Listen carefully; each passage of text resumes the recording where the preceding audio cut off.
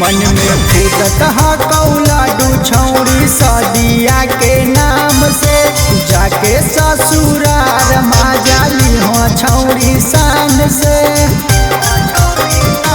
मन में फूटत हो कौलाडू छौड़ी सदिया के नाम से जाके ससुराल माजाली हो अब शान से।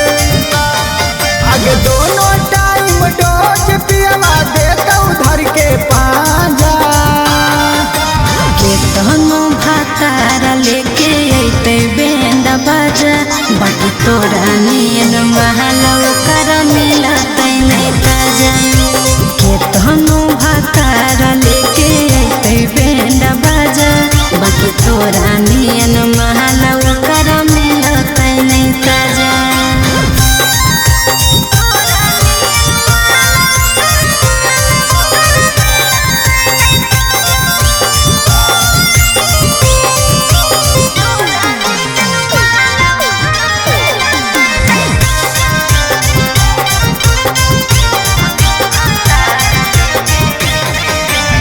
खर्चा के तनो करतै रे निमन चीजा वाले हरतै रे। हर खर्चा के तनो करतै रे निमन चीजा वाले हरतै रे। आगे पूछा तो सवाल गे के करहा कौ खाल गे जान जैतौ पियवा ता तोरा देतौ बड़का साजा। के तनो भातार लेके अइते बेंड बाजा बाकी तोरा नियन महलव कर मिलतै नै ताजा। के तनो भातार लेके अइते बेंड बाजा बाकी तोरा नियन महलव कर मिलतै नै ताजा।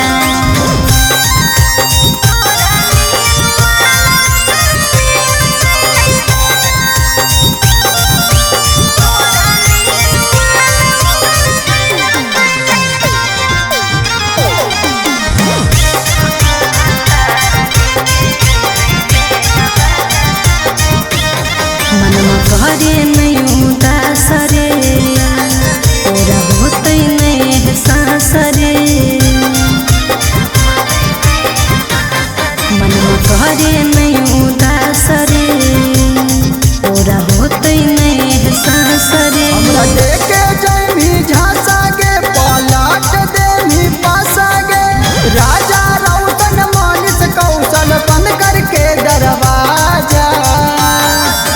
के तनो भातार लेके अइते बेंड बाजा बाकी तोरा नियन महा